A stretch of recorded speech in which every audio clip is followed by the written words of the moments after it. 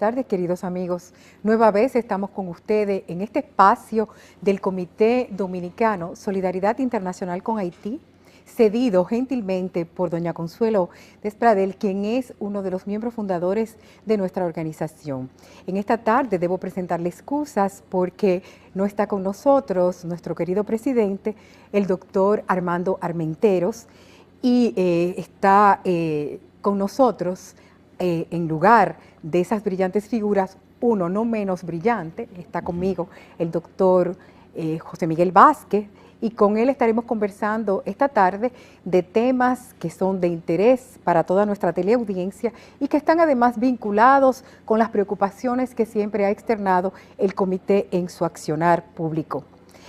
El comité, desde su fundación, se ha dado por misión traer al pueblo dominicano informaciones veraces y auténticas sobre temas que conciernen la vida de la nación y sobre todo la supervivencia de la identidad dominicana y la integridad territorial de nuestro país. En esta ocasión estaremos conversando con ustedes, con el doctor José Miguel Vázquez, de temas que son de gran actualidad, sobre todo porque hemos visto que en el extranjero también están manifestándose preocupaciones por estos temas, porque uno de los elementos que ha caracterizado estos tiempos de globalización ha sido la intensidad que han alcanzado las migraciones. Las migraciones internacionales es un fenómeno a la vez humano, económico, social y político, porque las migraciones internacionales crean condiciones que a veces son muy difíciles de manejar para los gobiernos y para los estados. Las migraciones tienen un aspecto humano que no podemos obviar, pero a su vez este fenómeno crea también en la población local que recibe a los inmigrantes, crea dudas, crea a veces sospechas, y como hemos visto en Europa, con este flujo de inmigrantes refugiados por las guerras en el Medio Oriente, también crean choques de cultura y hasta de civilización. Uno de los problemas que nosotros hemos confrontado como país con el tema de las migraciones está relacionado con todo lo que tiene que ver con los actos del Estado civil, las funciones públicas de los cónsules y además todo lo que se relaciona con el establecimiento de la afiliación, que es la vía por la que se transmiten derechos y un derecho fundamental como el derecho a la nacionalidad. En esta tarde, el doctor José Miguel Vázquez, que tiene una amplia experiencia en el tema de los actos del Estado civil, pero que además está coordinando en estos momentos en la Universidad Autónoma de Santo Domingo la primera maestría en Derecho Migratorio, con todo lo que implica finalmente el derecho migratorio siendo uno de los elementos del derecho internacional privado, porque es la rama del derecho público que regula la entrada, la condición de entrada y también la condición de permanencia de los extranjeros. Nosotros tenemos en cuenta de que el extranjero que ingresa de manera regular, amparado de todos los requisitos previstos en la ley, entra al territorio dominicano para adquirir los mismos derechos civiles que tienen los nacionales dominicanos. Es por eso que es tan importante determinar previamente quiénes pueden entrar al territorio y en qué condiciones esas personas podrán permanecer, porque eso le abre un tratamiento idéntico a la condición del nacional, excepto para los derechos políticos. Doctor Vázquez, buenas tardes, gracias por acompañarnos aquí, ya que nuestros amigos, el doctor Armando Armenteros y el doctor Juan Miguel Castillo Pantaleón, no han podido estar con nosotros hoy, cada uno por razones atendibles, pero tenemos la felicidad y la suerte de contar con su participación, su colaboración y sobre todo con todo ese conocimiento y esa vasta experiencia en estos temas que son temas vitales de los que se ha ocupado el comité. Sí, muchas gracias, mi querida Cristina. Un saludo a ese pueblo que sigue este programa. Precisamente cuando hablaba y decía el nombre del comité Pro Ayuda Haití, me recordaba de un viaje que hicimos recientemente con la maestría, con los maestrantes de la Universidad Autónoma de Santo Domingo en su primera maestría, como lo dijiste, de Derecho Migratorio y Consular, que a propósito ayer estaba haciendo otra práctica ya en el campo del Ministerio del Exterior. Sí, tú qué bueno. Sí. Entonces, en ese viaje, recordaba ese viaje por una razón. Nosotros logramos entrar a Juanamendi y a Cabo Haitiano, a los dos consulados. Así vinieron ayer, la semana pasada acá, un par de los maestrantes estuvieron explicando parte de sus experiencias. Pero ¿por qué me recuerda el nombre del comité ese viaje? Porque cuando estábamos dentro de Haití vimos las calamidades que pasa ese pueblo, las atrocidades. Sí. Un pueblo sin agua potable, ¿cómo puede desarrollarse? ¿Cómo puede desarrollarse un pueblo sin energía eléctrica? ¿Cómo refrigera? ¿Cómo consume agua buena? Tú llegas, particularmente tú siempre tienes el temor de no tomar agua. Y si la toma, que esté garantizada que es importada. Sí. Porque corre esos riesgos. Entonces yo digo, ¿en qué piensan los gobiernos que tienen poder para ayudar a resolver los problemas de ese país? O sea, ¿hasta dónde vamos a dejar que colapse de manera total y definitiva? Vimos el área verde, estaba lloviendo, había llovido, había muchos campos verdes. Preguntamos a los guías, nos decían, mira, ese terreno que está sembrado, un plantillo completo de arroz, de un gran productor de allá, que es hoy es presidente de Haití, que es un gran productor agrícola. Pero no creo que hayan minifundios, no creo que hayan oportunidades a que los pobres puedan tener su propia tierra y su pedacito. Hay cosas muy extrañas que pasan allí, con relación, por ejemplo, a la propiedad. No hay un Estado de Derecho. Tú te alquilan, un señor está vivo, te alquila una casa, resulta que muere, y viene cualquiera de los hijos o quien sea, dice, sal de aquí que eso es mío. Tú tienes que tomar decisión de dejar eso en libertad, sacar todo rapidito y salir de ahí. Eso ha ocurrido hasta con sedes consulares. Sí. Sí. Entonces tú vives allí una realidad completamente diferente a la que te plantean o a la que tú sospechas que se da. Sí.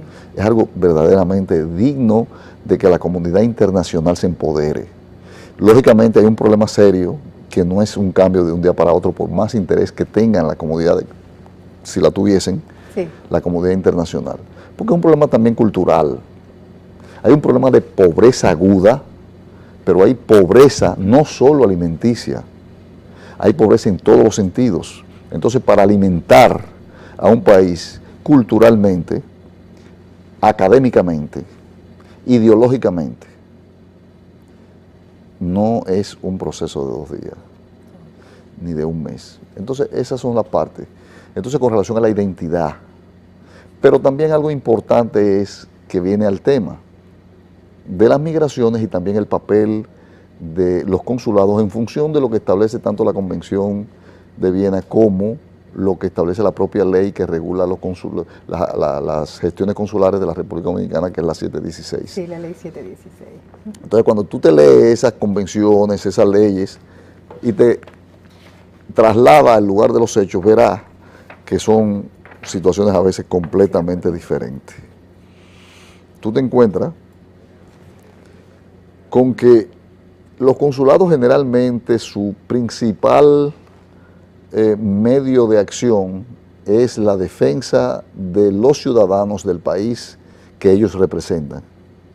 Pero resulta, por ejemplo, en el caso de Cabo Haitiano, que son contables con las manos, con una de las manos, los ciudadanos dominicanos que residen en esa jurisdicción.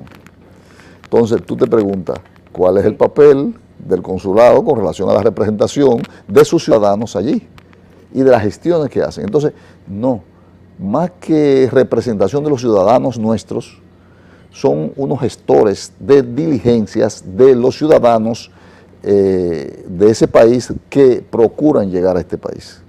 Es una especie de expedidora de visados, más que otra cosa. Sí. Entonces, tú te ves con muchas realidades diferentes en diferentes lugares. En el caso de Haití, nuestros consulados tienen una función muy especial, muy limitada, en función de la realidad que se da allí. Asimismo, tú te encuentras con una serie de situaciones con relación a lo que es la identidad, los registros. ¿Cómo escasea el registro? Pero eso me retrotrae a la República Dominicana, sí, donde yo explicaba hoy a los estudiantes de familia, dándole el manejo del registro civil, de cuáles cosas ocurren, y en ello tú pones como ejemplo a los propios estudiantes, cuál es la afiliación que te corresponde, por qué, qué registro tiene tu madre, tiene acta de nacimiento, tu padre. Entonces tú vas buscando los conflictos de afiliación que se dan en este país y la necesidad de buscar salida que a la luz de la ley podrían verse como fraudulentas, pero que a la luz de las necesidades son alternativas. Exacto. Por ejemplo, yo le hablaba de la adopción, es un proceso muy tedioso, muy restrictivo, muy exigente, pero ¿por qué exigente la adopción, el proceso de adopción? Tiene sus razones, porque en la adopción tú vas a obtener una afiliación, un vínculo con un hijo que no es tu hijo. Entonces, si para un hijo se requieren tantas exigencias y tú tienes que cumplir con tantos requisitos para portarte como padre frente a ese hijo, como un padre responsable, para amar a ese hijo, para darle todas las necesidades, cumplir, abastecerlo en todas sus necesidades, ¿cómo el Estado puede comprobar que tú vas a asumir ese mismo rol como si fuese padre sanguíneo con un niño que tú ni conoces? O sea, hay que hacer una serie cumplir con una serie de requisitos que al final te resultan tediosos, pero que son muy necesarios. Entonces, ¿qué es lo que ocurre muchas veces en República Dominicana? Hay muchas costumbres. En República Dominicana, ahora los muchachos de ahora ven que las cosas son tan fáciles, una computadora, un celular, pero antes nacía un niño y la propia ley 659 en su artículo 43 te dice, quiénes pueden ser declarantes y por qué. Te dice que puede ser declarante el padre, a falta de la madre, o las personas que fueron parte del parto. Yo entiendo que ahí hay una mala traducción. No es que tuvieron que sacar una patita del niño, jalarle la oreja para sacarlo de la barriga, sino que tuvieron conocimiento del hecho, es lo que yo entiendo. Que tuvieron conocimiento, porque la abuela no tuvo en el parto, pero ¿quién más que ella para saber que su hija dio a luz a ese niño? Exacto. Entonces, ella tiene calidad de declarante. Pero, ¿qué ocurre en estos casos? En estos casos, históricamente, debemos recordar que en muchos lugares o era el sacerdote que declaraba a todos los niños nacidos en esos campos, o era el lechero. ¿Por qué el lechero? Porque era el ciudadano que iba todos los días al pueblo, desde el campo, a llevar un bidón o 2 bidones de leche, y era también el hombre que servía de mensajero. Sí. Llevaba, entonces la familia le decían, fulano, acuérdate que tiene que ir ante el oficial civil, juez civil le decían, a declararme a esta niña que nació hace 5 días, hace 10 días. Entonces buscaba la certificación del alcalde del pueblo y iba. Pero ¿qué pasa? Que muchas veces, en la mayoría de los casos, no tenían cédula y lo declaraban. Sí. Entonces le decía, por ejemplo, al lechero, ¿y quién es ella? ¿Quién es la mamá que no está aquí? Dice, no, mire ahí la certificación, es la negra. Sí, pero ¿cuál es el nombre? Y el apellido, la negra de José. Venían y declaraban al niño, Sí. María, la negra de José. Aparecía ya que la negra es el nombre y de José el apellido. Y nada más falso que eso. Claro. Al cabo del tiempo, la señora saca cédula y se llama Jacqueline Pérez, no la negra de José. No la negra de José. Entonces, la administración del Estado Civil a veces no entendía la realidad. Si usted no entiende la realidad de la historia de su pueblo, tiene problemas. Claro. Entonces, no se entendían esas situaciones. Siempre se presumía el fraude. A diferencia de las demás sociedades, que el fraude hay que comprobarlo, nosotros lo presumimos. Y ciertamente hay algunas razones para ello. Sí. Pero en esos pueblos no era la razón. Era que el apodo era que se conocía y se decía que era fulana de tal. O si yo me acordaba, bueno, yo creo que es Sánchez, yo creo, pero no es Sánchez, es Zapata. Entonces le ponía, el oficial anotaba, y por eso es que hay tantos problemas en el día de hoy. Entonces cuando tú llegas hoy en día con esa situación, que yo tengo un par de casos en la oficina, con situaciones parecidas a esas, que todavía existen muchísimas. Todavía existen muchas. Sí, porque se han quedado asentados ahí. Sí. Entonces tú vienes y le dices, pero la negra no es nombre, señor oficial. Dice, no, pero es una rectificación al tribunal. Ahora, ¿quién hace las rectificaciones ahora? El Tribunal Superior Electoral. Pero el Tribunal Superior Electoral muy bien podría decir, bueno, es que son dos madres, es una impugnación de filiación y la jurisdicción competente es el tribunal ordinario. O sea, la primera instancia. Tú dices, pero ¿cómo que dos madres? No hay dos madres, solo es una. Sí, pero mire esa otra, que busquen a la negra y la notifiquen. ¿Qué negra? Es la mamá. Entonces, las señoras se encuentran, aquí esos casos me llegan cuando ya han dado tanta vuelta que no hay solución, que la gente cree que no tiene solución y la solución es elemental. Entonces, sencillamente buscar la forma de comprobar que esa negra es el apodo de la mamá y que en ese entonces se le puso apellido José porque era el marido José, pero no porque José es apellido de ella, a pesar de que José es un apellido también. También es un apellido. Pero oigan como el lío, entonces ahí vienen las grandes controversias en que la gente no encuentra cómo solucionar sus problemas. Estamos hablando de registro ahora, de registro civil. De registro civil. La vía para corregir esas situaciones que se dan, necesariamente, ahí lo que hay es un error, no hay una impugnación. No puede el Tribunal Superior Electoral hacer un envío, que declararse incompetente y hacer un envío al Tribunal Ordinario en razón de que eso no es una impugnación, no existe. Entonces hay que tener la suficiente sobriedad y frialdad para analizar casos como esos y entender que no es verdad que ha habido ni mala intención, ni que hay dos madres declarando un niño. Exacto. Diferente a otros casos. Sí. Hay un caso de una misma estudiante que me decía, yo tengo 7 hermanos, soy 8, yo soy la octava. Ajá. Digo, ok, vamos a hablar de filiaciones. Sí, mi mamá era casada con su primer esposo, pero cuando estaba embarazada del tercero, murió el esposo.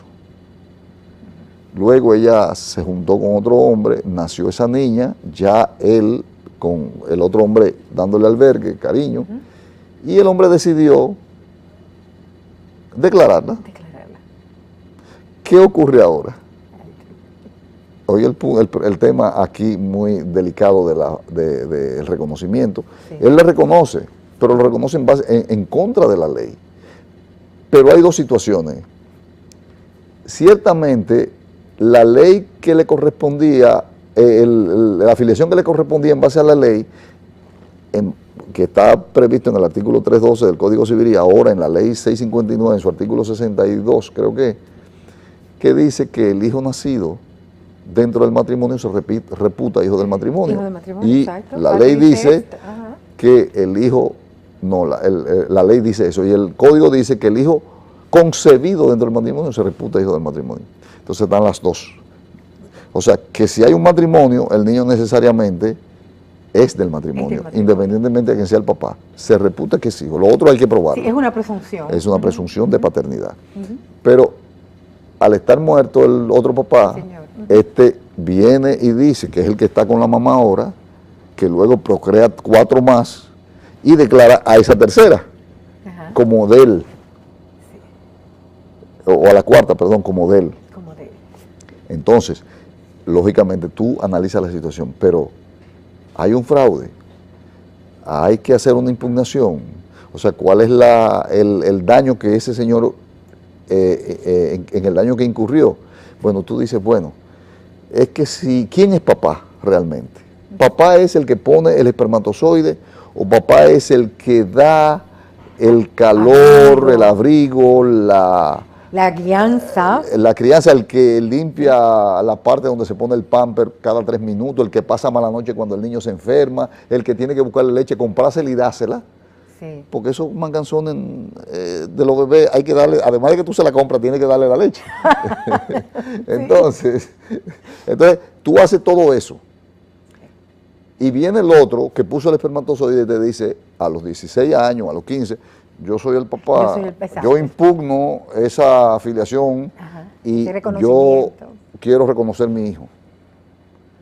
Y tú dices, ven acá, ¿quién tiene derecho? Pero usted llegó después que la fiesta pasó, señor. ¿Quién tiene derecho? Entonces, ¿qué pasa? Que yo digo que la ley anterior, justifico la presente, pero la ley anterior que hablaba sobre la posesión de Estado, sí, es razonable. Sí. Te dice a ti que el padre es aquel que es reconocido por la sociedad como padre independientemente a lo que haya ocurrido. Claro, habían esos 3 elementos para establecer la filiación, y en uno de ellos la fama, sí, es decir, el rumor público. Exacto. Si lo conoce el entorno, el trato, la fama. Exacto, y la posesión de Estado. Sí, no, la posesión de Estado está dividida en el trato, la fama y el nombre. Y el nombre, sí. Si le concedió el nombre, como fue el caso de esa niña, porque la reconoció, le concedió el nombre, ya ahí hay uno de los elementos de la posesión. Sí. La crió, le dio alimento, la trató como padre.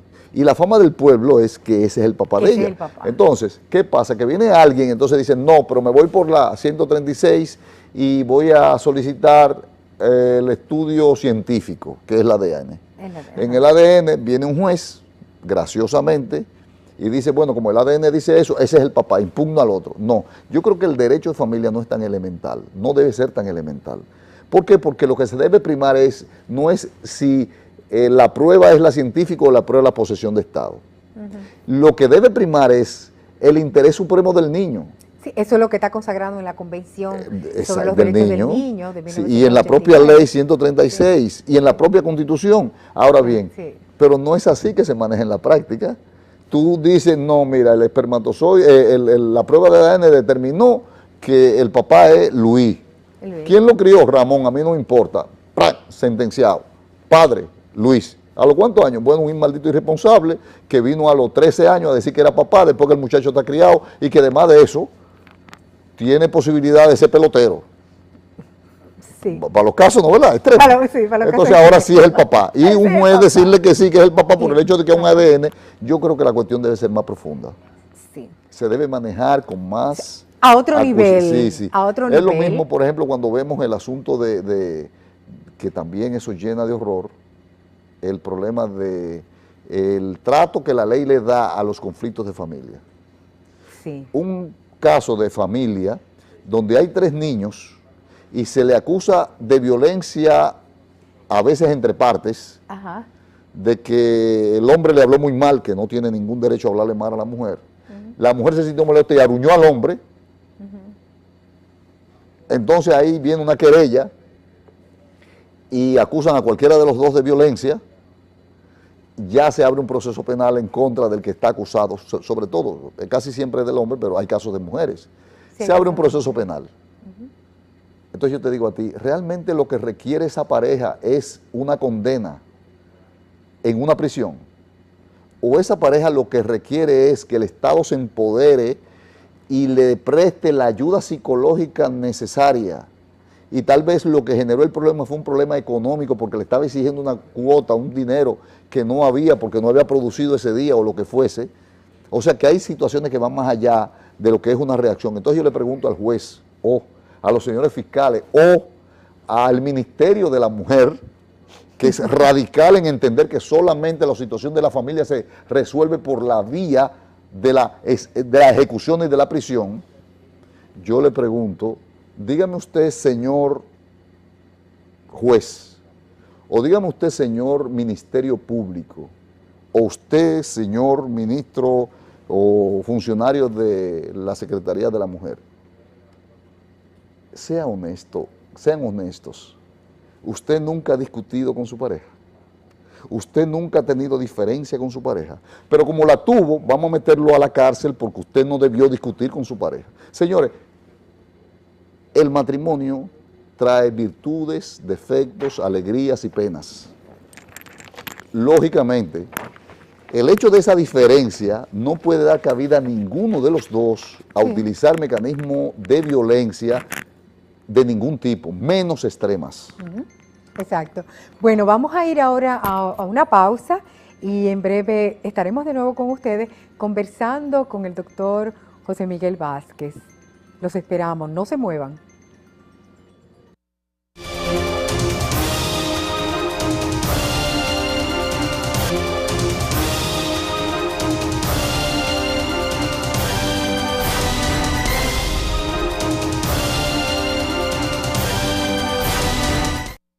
Queridos amigos, de nuevo aquí con ustedes, ya casi en la conclusión de este programa, que como todos los viernes el Comité Dominicano Solidaridad Internacional con Haití presenta a la teleaudiencia dominicana.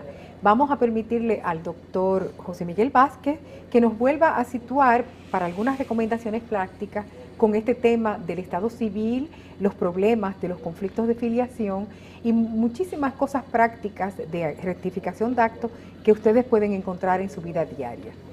Bien, podremos estar mencionando, pero creo que no nos queda más de alguna media hora del programa.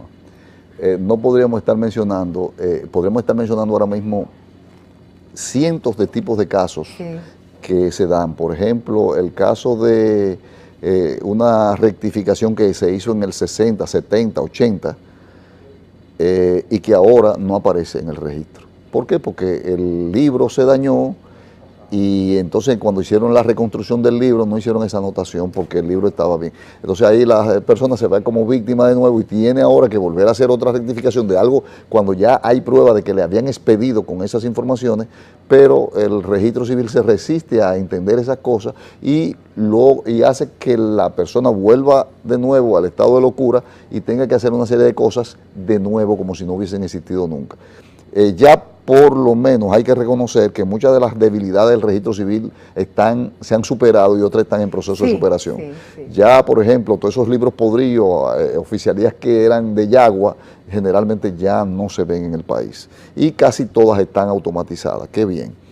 Entonces, un ciudadano, yo podría fácil, si quieren, poner mi teléfono de la oficina de personas que tengan problemas de ese tipo y quieran una sugerencia o la luz del problema que tienen, podrían llamar a la oficina y yo podría darle de manera gratuita cualquier tipo de sugerencia para que ellos puedan resolver su problema o darle luz de cómo podrían resolverlo. Informaciones prácticas. El teléfono de la oficina es 809, si lo quieren anotar allá arriba, 809-707, perdón, no mentira, ese es el celular.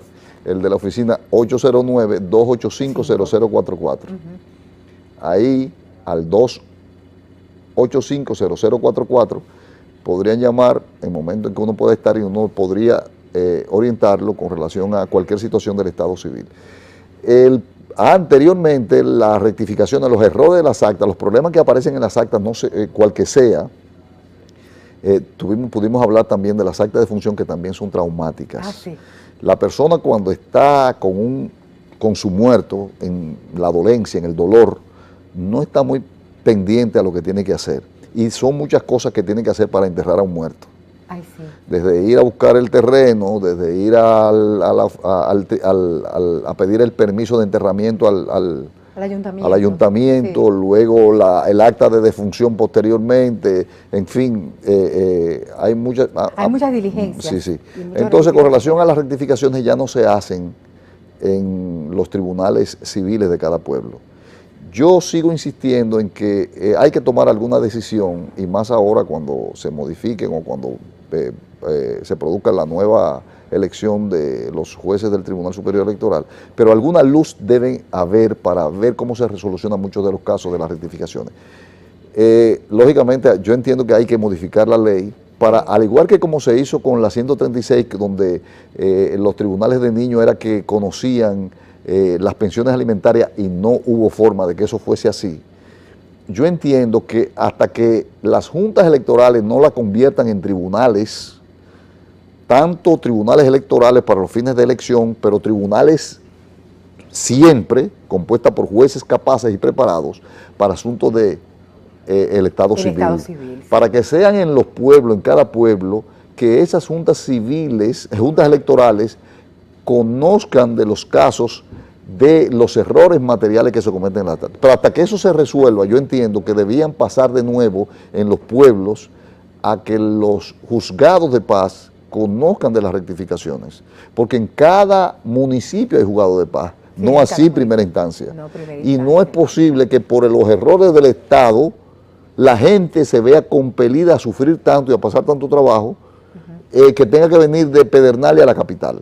No, exacto. Y sobre todo que este tema del Estado civil es algo que concierne la vida de la gente en sus aspectos más primarios, la identidad, la afiliación, etcétera. Entonces, derechos fundamentales, derechos humanos. Derechos humanos, exactamente. Entonces, lo que se tiene que buscar es viabilizar soluciones prácticas y eficientes para una resolución, buscar la forma de empoderar a los juzgados de paz a los fines de que le presten ayuda al Tribunal Superior Electoral, que está agobiado de tantos casos. Es un embudo. Entonces, buscar fórmulas para que los ciudadanos tengan las mismas oportunidades, los que puedan viajar y los que no tengan un peso y tengan problemas en sus actas, también tengan la forma de solucionar sus problemas. Pero hay que tener salidas, hay que buscar salidas objetivas y reales en función de la realidad dominicana, no de la utopía de una ley. Bueno, se nos acabó el tiempo. Pero no han pasado... Qué pena, pero estaremos de nuevo con ustedes aquí en una próxima entrega la semana que viene, y quizás no estemos nosotros, pero siempre tendrán voces autorizadas que vendrán a ofrecerle informaciones e indicaciones prácticas. Muchas gracias por su atención y hasta la próxima.